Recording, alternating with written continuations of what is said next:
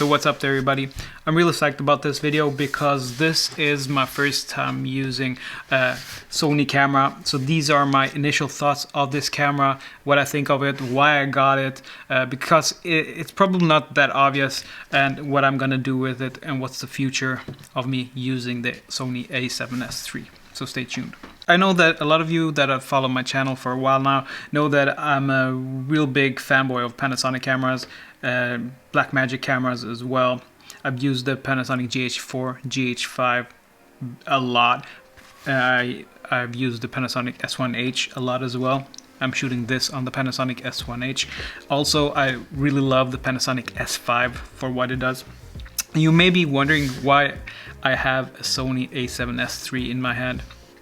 And to be honest, I've been so happy shooting with the Panasonic cameras, with the Blackmagic cameras. Also, I've shot a lot of the studio things on the Kinefinity Mavo LF. But the reason I was looking at the Sony camera is actually one reason, and one reason only. Honestly, I became really tired of getting the Panasonic cameras to get to a good place when it comes to autofocus, and seeing all the footage on the Sony A7S3 really got me thinking. I wanted a camera that would work for me when I was shooting like vlogs. So my plan is to shoot a little bit of more like vlog style footage. Also, I have two kids at home.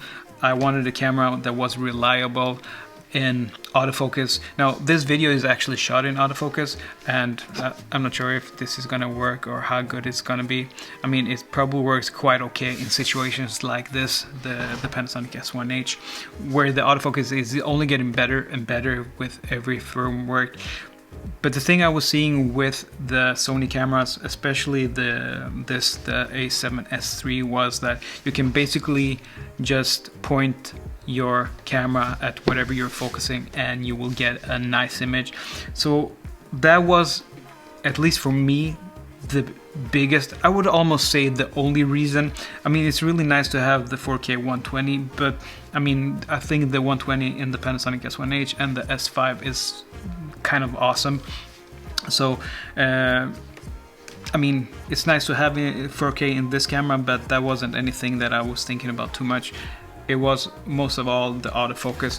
Now, getting a new camera like this, at least for me, the Panasonic, the Sony A7S3, I really have to change my mind here, because I've been using Panasonic and Blackmagic cameras for such a long time. The Sony A7S3, there are some quirks that I didn't know were there, and there are some limitations, things that I really love, things that I'm not that happy about, that I might learn to love after a while. But there are these things coming from another system, and for me to change system, I mean, it's quite a big thing, because I'm using quite nice lenses both on the Panasonic GH5s and also on the S line of the cameras. Mostly, like, I really love the 24-70, the L lens there. This that I'm shooting now is the f4, the ultra wide 16-35, which is also a really nice lens. So looking at this, the Sony A7S3, I didn't honestly know what type of lenses there were. I mean, of course, everybody knows about the GM lenses, which are nice and expensive. I was actually thinking of those. You can see that I have one lens on the camera right now. This is the 35mm f1.8. I got this today, so I haven't shot it with it too much, but I was surprised about the size. I'm also surprised about the quality and the build of it, so, and also the autofocus. But getting the lenses for this setup, I really had to think what I was gonna do with the camera. So I'm gonna make a video about which lenses I'm getting and why also, and that has to be tied up with why I'm getting the camera and how I'm gonna use it. So as I said, I'm gonna vlog with this camera. I think at least I'm gonna use it for family work because of the great autofocus. Also, I'm gonna probably try to use this as my main gimbal camera, because I've used the gimbal quite a lot, but manual focusing the gimbal can be quite harsh at times, even though you have like the proper tools for it. Now that I've seen how the autofocus works on this camera, I'm blown away. So I'm hoping this will be my main gimbal camera. And now that we finally have 10-bit in a small DSLR like body from Sony is also a thing that I was thinking. I'm never gonna go back to 8-bit shooting. Even on my phone I shoot in 10-bit now on the iPhone 12 Pro. So once you've gone 10-bit, it's really hard to go back to that 8-bit footage, which for me is a deal breaker now. So let's see if Sony will bring the 10-bit footage to their A7 IV once it comes. We'll see what happens there. But what I really like about the camera is the size. Also, I'm really curious about the lenses. As I said, that's going to be a separate video. Now, the strange things about this camera, there are a few of them. I was actually, even though I've used a Sony camera a couple of times, I was expecting more from the build of the camera when it comes in at the price as it does. I mean, it's nicely built, I'm not saying that, but it's not as nicely built as the S1H. The Panasonic S1H is a tank. You could bring it to wherever it will hold up. It's heavy in a good way, and everything about it just feels quality. Here there are some things that, I mean, some buttons, once you push it, you can hear them making strange noises. Also this, I mean exactly where you put in your SD cards, this, I don't know what to say. I mean, you almost can feel the plastic and how it feels to the hand. So the build isn't the best I've seen, but I am coming from Panasonic S1H, also the S5. Even though the Panasonic S5, the build on that is almost better than the Sony A7S3. Now, one thing that I didn't think that I would like is actually the grip. The Sonys that I've used before, the grip on them has been quite awful, but this I actually like. It almost fills my hand. I think the Panasonic S5 has the edge there, to be honest. Also, I like the grip on the new R5s and R6s. They have a really nice grip, but this is at least the best grip on a Sony camera that I've found so far. I like how you put in like your middle finger there and it carries almost the whole camera, so that's a good thing. Also, full-size HDMI, very important. This Panasonic S5 doesn't have that, which is kind of a bummer. I really hope that Panasonic would include like the HDMI holder that they do with the Panasonic S1H and the Panasonic GH5, but they don't with that camera, which is a real bummer, because you can actually use it with an Atomos Ninja and shoot RAW, and shooting RAW and not having like a proper clamp is a deal breaker if you want to shoot RAW. Going back to at least my first impressions of the Sony A7S3, I was in some regards very pleased with the image. I still think that the Panasonic cameras in Vlog have the better image and it's easier to grade. I mean, you can basically shoot in Vlog, throw on one of the LUTs that they give you, and most of the time it looks great. I can't really say the same about the Sony A7S3. But when I shoot in controlled situations where I know what the temperature of the image is gonna be, and I set that to the camera, I actually like what I get. So I think it could be some kind of an issue, not a big issue, but it could be some kind of an issue where the Sony has troubles getting the perfect white balance in auto mode. So if you're vlogging and you go from one color temperature to another color temperature and you have like mixed lighting, I find that this performs kind of worse, and it's harder to get that really nice image. But if you do dial it in, I find it actually doing quite an okay work. But still, I do prefer the Panasonic colors better. That of course is going to be something that is very personal. It might also be that I've shot so much with the Panasonic cameras, so I mean, that of course is gonna be up to you guys. But that was about the image. Still, I do like the image on this camera. The menu system has gotten me really confused. They say that it's better, and I'm not sure how it was before, but I recognize the image, or I recognize the menu system. It looks almost like the old menu system on the Panasonic GH5, which actually is okay now. It's quite easy to navigate, but a lot of the things inside the camera are at such strange places, like customization, for example.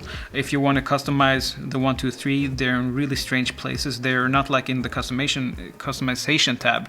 They're like in the video tab, I think. And also, if you want to, I mean, there are so many things that I was looking for, and I always found them in the strangest places, and I actually had to watch a lot of YouTube videos to really get into how it works. And for me, who uses quite a lot of cameras, as I said, this is gonna be the camera that I use like for gimbals. I'm gonna use it for like personal videos with my family, where the autofocus is gonna be great. So it's not going to be the only camera that I use. It's not going to be my main camera. So for me, it's going to be quite hard to jump from this to like the Panasonic S1H or like the Blackmagic cameras, because if you're just using this as your only camera, of course you will learn how the menu systems are. But for me, who jumps around with a lot of cameras, it might be a thing that I have to learn over and over and over again.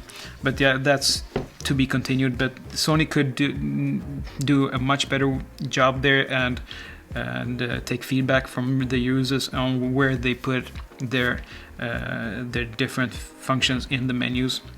Also, a thing, I mean, changing the button layouts is also a little bit harder than what I'm used to. I mean, on the Panasonic cameras, you just hold in the button that you want to change, and you will get a menu option where you change that button. But in the Sonys, you really have to go into the menus and change them.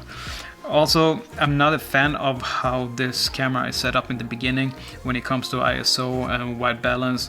I mean, on the Panasonic, and this is probably just me as a user being used to the Panasonic, I don't even have to look on the buttons. I know that I have on the Panasonic, I have like 3 buttons on top, and those are gonna be my white balance, ISO, and exposure comp. Now on the Sony, I do have a exposure comp wheel that I actually appreciate, but I mean, I don't think it's necessary, to be honest.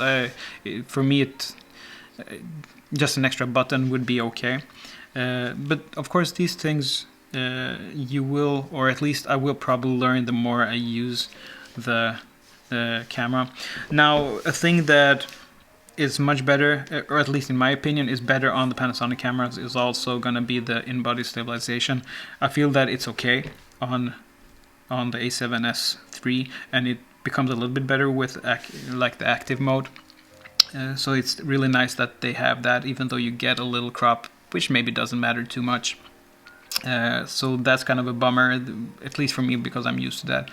Another thing that is actually a very good thing about this camera is, and a thing that I didn't like about the older Sony camera, is the rolling shutter. I mean, this is probably the best rolling shutter I've seen in a DSLR style like camera. So that's really, really nice.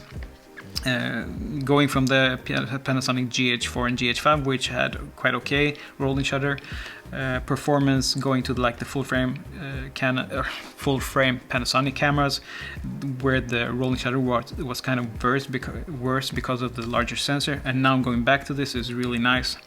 So there are so many things to think about, and these are only my first impressions of having this camera for a week. Now the next thing is going to be looking into lenses. As you can see, I have the 35mm here. The reason why I didn't go with the G Master lens, like the new one from Sony, is because not so much about the price. because I really believe in, if you invest in good glass, you will have it for a long time. But for me, I had to think about, okay, what's important for me? And for me, the size was very important. Also, another thing that I saw in all the reviews that I was seeing from the 35 was how much it was breathing in the videos. So the 35 FE 1.8 doesn't breathe almost at all, which is such a killer feature. But I was also thinking about the weight of the lenses. So yeah, so my next video is going to be about my journey on picking my lenses, and I'm really looking forward to which lenses I'm gonna get. As I said, I mean, for me, it's more important that I get the right lenses than that I would save a couple of bucks. That's why I could have gone with the 35 G Master lens, even though it's not really out yet. I would have waited for that, but in the end, size was very important to me, and also that breathing is, I'm not a fan of that either. So yeah, this is a perfect setup. Could use it like for everyday shooting, also on a gimbal, which is great. Yeah, so that was my first impressions of now being officially a Sony A7S3 user. And I'm really happy because on the older cameras there were so many things about the Sony cameras that I couldn't live with. I mean, overheating was a big issue before, and now it's not, so that's great. Also, the battery life on this is actually better than on the Panasonic cameras, which really surprised me. Also, I really like that you can charge this via USB-C, which is great. You can do that on the S5 and S1H as well. So once you've started charging your cameras with USB-C, I almost never get out the extra battery if I'm not like on a job where the batteries go and go and go, so that's great. One thing I do love about this camera that I'm not used to on my Panasonic S1H and the S5 cameras is that I can use USB-C to transfer the files also, so that's a killer feature. So these are, yeah, my first impressions of this camera. I'm really looking forward to doing my research on the lenses. Everybody's talking about the 24mm f1.4 being like the best lens for the system. I'm probably gonna have a good look at that one. I'm actually looking forward to testing out the 20mm 1.8. Looks like a great lens, and that could actually be my vlogging lens. I mean, of course I would like to have a zoom, but the zooms look kind of big to me. So that 20mm comes in at like at 300 grams, so that could be an option. I'm also quite interested in the 85mm 1.8. Looks like a great lens as well. I also am looking at the GM lens, the 85mm. I'm not really sure which one to pick up of those. As I said, the price is not going to be the... Of course, I don't want to pay more money than I need, but I'm going to be looking at what I need, because if I'm investing in this system, it could be that I will be using this camera and these lenses for a long while. I'm also thinking about maybe getting the 50mm, like the cheap one. It's like around $200. The autofocus on that lens doesn't seem to be like the best, and I'm not often a 50mm shooter for video. I mostly like that for still, so I mean, that's not too much money, and it doesn't seem that, as far as I know, that Sony has a G Master lens in the 50mm range. They have that 55 1.8, but yeah, then I might just take the 50. So I'm not really sure. I also want a zoom lens for this camera, and I have a few options. Of course, everybody talks about the 24-70 2.8 GM lens. They also have the 24-105 lens. Might look at that one because it has image stabilization. But the lens that I'm actually thinking about the most is the lens that I haven't seen too many YouTubers talk about, and that's the 28-135 f4, like a servo zoom lens. It is a little bit bigger.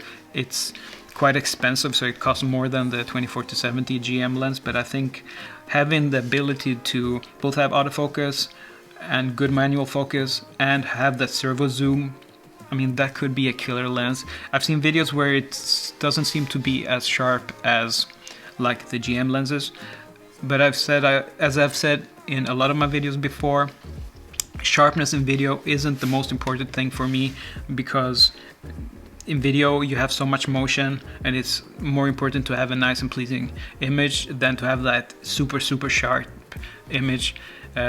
So that's not going to be a deal breaker for me. However, that lens is a little bit bigger, so that could be the only reason why I wouldn't get that. But even if I go with the GM 24-70 or maybe like the Sigmas or the Tamrons, they're still gonna be big. So I'm still thinking of, should I get, or at least try out the 28-135 servo zoom from Sony. I'm really curious about that lens because shooting slow-mo and having the ability to zoom in really slowly and move at the same time could be such a killer feature, and at the same time have your focus perfectly where it is. Yeah, so that was a little bit of a rant, but I'm not sure what way am I going with. Will I go with the GM lenses? Will I go with maybe Tamron or Viltrox or anything like that? Will I keep the 35 1.8? I'm not sure, but I'm really happy that I'm looking into a new system for lenses. I really wish that I could use like the L-mount series of lenses with great autofocus, because the 24-70 is really beautiful. Yeah, guys, my first impressions having this camera for a week, I'm both pumped and I'm like, there are some things that I'm not sure about, but yeah, I got it for the autofocus, and the autofocus is crazy good. Shooting my kids around, it takes the eye instantly, which is like the reason why I got it. Am I happy about the colors? I would say quite okay. If you're in the right conditions and you have the right white balance, the colors will look great. Yeah, I'm still like in the research phase about this camera, so I'm really looking forward to trying it out more, and hopefully I can use it together with my Panasonic S1H, the S5, and also the Blackmagic cameras. I don't think this will replace them, but I think this could be a very good complement, as I said, for gimbal work, and also times that I really need great autofocus, because the autofocus in this is, I'm actually, every time I use it, I'm like, it's crazy, how does it work that good? So I'm so impressed about the autofocus. Yeah, guys, if you have any questions for me, I would love to know them. And if you have any ideas for which lenses I should look at while when I now do have the A7S3 body, I would really appreciate that in the comments. So if you like this video and you want to see more videos, comparisons between the Panasonic cameras and the Sony A7S3, don't forget to subscribe to my channel. And if you have any questions, as always, down in the comments, or add me on Instagram, where my name is Arber. Yeah, I've become a Sony A7S3 user. So yeah, thanks for having me, Sony family. Until the next time, bye bye.